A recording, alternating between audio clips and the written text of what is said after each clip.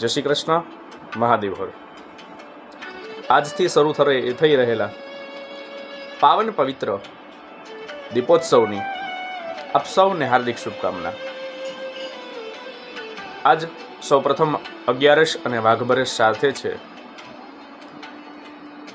અને આજથી શરૂ કરી આ 5 દિવસ સુધી શું કરવાથી આપણને ધનધાન્યની, સમૃદ્ધિની, સુખની, સંપત્તિની, અનેક સારા જીવનની પ્રાપ્તિ થાય છે એ જાણવા માટે આપણે સૌ ભેગા થયા છીએ. વર્ષના છેલ્લા 5 દિવસો કે જે શાસ્ત્રોની અંદર ખૂબ જ ધાર્મિક બતાવ્યા છે અને પવિત્ર બતાવ્યા છે. સારા શાસ્ત્રોક્ત વિધિ વિધાન મુજબ આપણે આ 5 દિવસની અંદર શું કરવાથી આપણને સારું પુણ્ય પ્રાપ્ત થાય એ આપણે જાણીશું. તો ચાલો જાણીએ.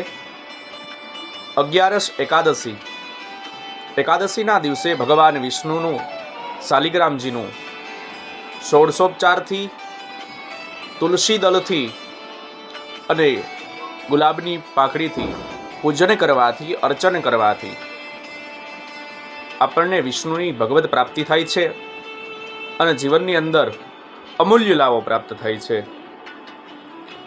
તો આ પૂજા કરીએ, સાથે સાથે વિષ્ણુ સહસ્ત્ર નામ એનો પાઠ કરીએ અથવા તો વિષ્ણુ સહસ્ત્ર નામ બોલતા બોલતા ભગવાન ઉપર તુલસી પત્ર અર્પણ કરીએ. એના પછી આવે છે વાઘ બારસ, કે જેને આપણે અત્યારે રૂપાંતરિત કરી છે વાઘ બારસ. હકીકતની અંદર આપણે જોઈએ તો વાઘ બારસને વાઘ સાથે કોઈ લેવા દેવા જ નથી. વાક એટલે કે વાણી, વાણીની શુદ્ધિ. માં સરસ્વતીને પ્રાર્થના કરવાની હોય છે, કારણ કે વાણીની દેવી સરસ્વતી છે. માં સરસ્વતીને પ્રાર્થના કરવાની હોય છે કે અમારી વાણી છે એ શુદ્ધ, પવિત્ર, મીઠી અને પાવનકારી બને. આ દિવસે માં સરસ્વતીને આવી પ્રાર્થના કરીએ. સાથે સાથે ગૌ દ્વાદશી પણ કહેવાય છે. ગાયની સાથે વાછડીની પૂજા કરવાનું પણ આ દિવસે ખૂબ જ મહત્વ છે. એની સાથે આ દિવસે ભગવાન વિષ્ણુનું લક્ષ્મીજીની સાથે પૂજન કરવાથી અને સાથે સાથે એક બ્રાહ્મણને ભોજન કરાવી અને દક્ષિણા આપવાથી સારું એવું પુણ્ય પ્રાપ્ત થાય અને જીવનની અંદર આપણે ખૂબ આગળ વધી શકીએ છીએ. એના પછી આવે છે ધનતેરસ, કે જેને હકીકતમાં શાસ્ત્રોની અંદર ધનત્રયોદશી કહે છે. આ ધનત્રયોદશીના દિવસે આપણને સૌને ખબર છે લક્ષ્મીજીનું જ પૂજન કરવાનું હોય છે. પરંતુ આ દિવસે ભગવાન ધન્વંતરીનો જન્મ છે. સમુદ્ર મંથનની કથા આપ સૌને ખ્યાલ છે, અને નહીં ખ્યાલ હોય તો આપણે ક્યારેક એ પણ જોઈશું આ સોશિયલ મીડિયાના માધ્યમથી.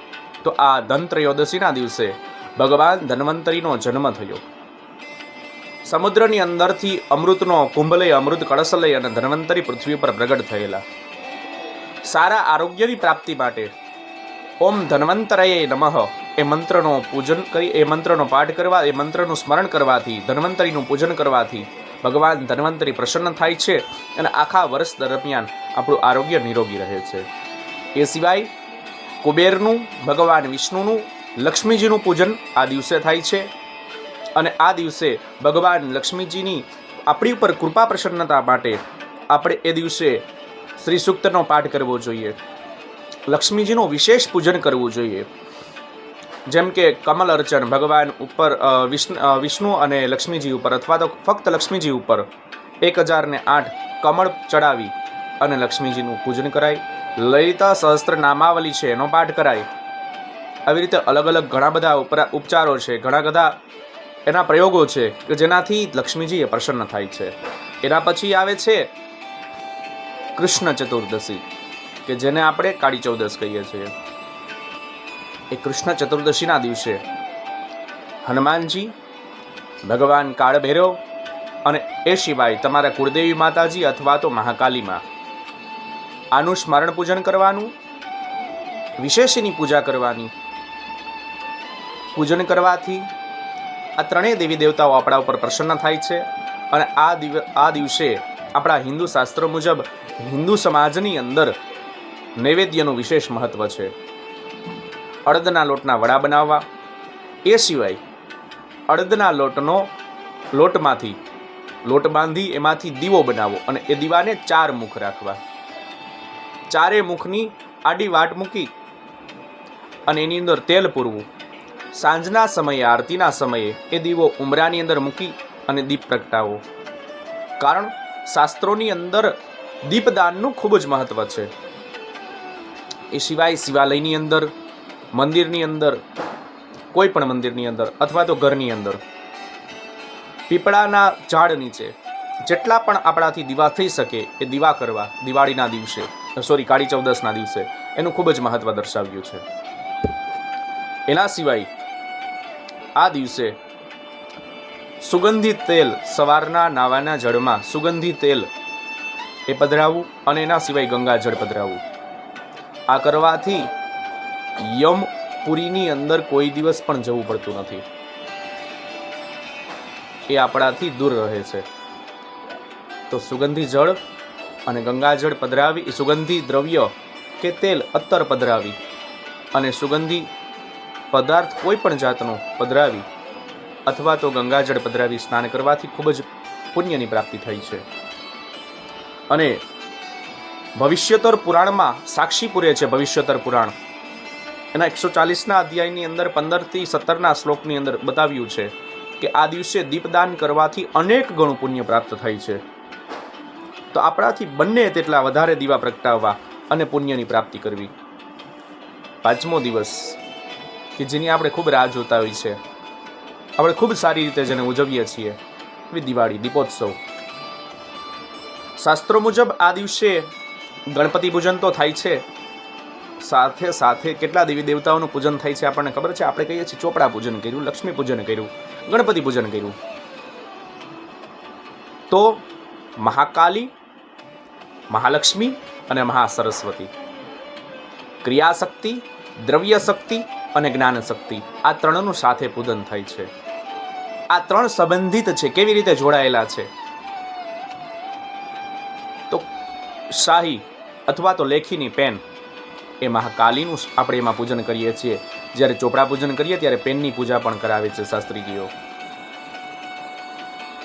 બુક છે, ચોપડો છે, એની અંદર માં સરસ્વતીનું પૂજન કરીએ અને દક્ષિણા ધરીએ છીએ. એની અંદર એ દક્ષિણા છે એ મહાલક્ષ્મીનું આપણે પૂજન કરીએ. અથવા તો સાક્ષાત આપણે લક્ષ્મીજીની મૂર્તિ રાખી હોય તો એની અંદર લક્ષ્મીજીનું પૂજન કરીએ છીએ. લક્ષ્મીજીના સિક્કાની અંદર એની પૂજન કરીએ અને ગણપતિ મહારાજનું પૂજન કરીએ છીએ. તો આ પૂજા કરી વિશેષ પુણ્યની પ્રાપ્તિ કરવી. અને એના સિવાય ખાસ કરી અને મહાલક્ષ્મીને કમળ કાકડી, કમળના પુષ્પો, હળદરના ગાંઠિયા અથવા તો જે હળદર આવે છે એ હળદર ચડાવી અને એના સિવાય મહાલક્ષ્મી ઉપર બને એટલા શ્રી સુક્તમના પાઠ સારા વિદ્વાન શાસ્ત્રીજીઓ પાસે કરાવવા. જે વિધિ વિધાન પ્રમાણે પાઠશાળાઓની અંદર ભણેલા છે એવા બ્રાહ્મણોને બોલાવવાનો ખાસ આગ્રહ રાખવો. અને આ પૂજા આપણી હાથે જાતે કરી લેવાથી તો પુણ્યની પ્રાપ્તિ થાય જ છે, પણ વિશેષ કરીને અંદર શાસ્ત્રોની અંદર પણ બતાવ્યું છે, સાક્ષી પર પૂરે છે, બ્રાહ્મણો પાસે જે પૂજા કરાવેલી છે એ કોઈ દિવસ નિરર્થક નથી જતી. તો આવા બ્રાહ્મણોને બોલાવી અને પૂજા કરવી. શક્ય હોય તો વિશેષમાં હું તમને આ 5 વસ્તુ કહું છું, એનું પણ ધ્યાન રાખજો. આપનાથી શક્ય હોય તો 5 દિવસ અખંડ રહે એવો એક તેલનો દીવો કરવો ઘરની અંદર. ઘરના ઉંબરે અથવા તો બહાર ગાયના છાણથી લીપણ કરી એની ઉપર રંગોળી કરવાનો આગ્રહ રાખવો. કારણ કે લક્ષ્મીજીનો પ્રાદુર્ભાવ તો પછીથી થયો અને લક્ષ્મીજીના આપણે વાત કરીએ છીએ ઘણીવાર, આપણે વાત પણ સાંભળેલી છે. તો ગાયના છાણની અંદર, ગાયના ગોબરની અંદર માં લક્ષ્મીનો વાસ છે. તો ગાયનું પહેલા પૂજન કરવું એટલે કે વાક બારસની અંદર આપણે ગાય અને વાછડાની પૂજા કરીએ છીએ. ધર્મગ્રંથોમાં ખૂબ જ સારી રીતે આ બધું ગોઠવાયેલું છે. એટલે જ પહેલા ગાયની પૂજા આવે છે ને પછી દિવાળીના દિવસે મા લક્ષ્મીજીની પૂજા, ધનતેરસના દિવસે મા લક્ષ્મીજીની પૂજા આવે છે. આપણા શાસ્ત્રો તો ઘણું કહી ગયા છે, પણ આપણે એ ચોપડા ખોલી, શાસ્ત્રો ખોલી, પુરાણ ખોલીને કોઈ દિવસ વાંચન નથી કરતા. કાળી ચૌદસના દિવસે હનુમાનજીને 108 હનુમાન ચાલીસા બોલી સંભળાવી અને આખા વર્ષનું કવચ કરવું. 108 હનુમાન ચાલીસા હનુમાનજીને સંભળાવશું તો આપણા આખા વર્ષની રક્ષા થશે. બહેનોએ ખાસ કરીને, અમારી માતાઓ, બહેનો, એક વિનંતી છે કરબદ્ધ કે આ 5 દિવસ આપણે સાડીનો શણગાર સજવો, સાડી પહેરવી અને શાસ્ત્રોની અંદર જે રીતના કહેલું છે એ રીતના 16 પ્રકારે, તમને ખબર જ છે તમારી 16 શણગારની અંદર શું વસ્તુઓ આવે, તે 16 વસ્તુઓ ધારણ કરી માથાની અંદર સિંદૂર પૂરવો, કંકુનો ચાંદલો કરવો, કાનની અંદર જે તમે પહેરો છો એ બુટી, નાકની અંદર ચૂક, હાથની અંદર બંગડી, ચાંદીના સાંકડા, ગળાની અંદર મંગલસૂત્ર, આવી વિશેષ ઘણી બધી વસ્તુઓ છે. કાજલ, તેલ, આ ઘણી બધી વસ્તુઓ 16 શણગારની અંદર આવે છે. એ તમને ખ્યાલ છે. એ 16 શણગાર સજવો, કારણ કે આ 5 દિવસ છે મહત્વના છે. લક્ષ્મીજીનો વાસ આ 5 દિવસ સુધી ઘરની અંદર રહે છે. તો સ્ત્રીઓને સાક્ષાત લક્ષ્મીજીનું સ્વરૂપ કીધું છે. તો સ્ત્રીઓએ આવો શણગાર સજવો અને લક્ષ્મીજીને પ્રસન્ન કરવા, વિશેષ કરીને ઘરની અંદર આ 5 દિવસ તો ખાસ કરીને સ્ત્રીઓને એક પણ વસ્તુ ન કહેવી, ઘરના ભાઈઓએ, ઘરના વડીલોએ.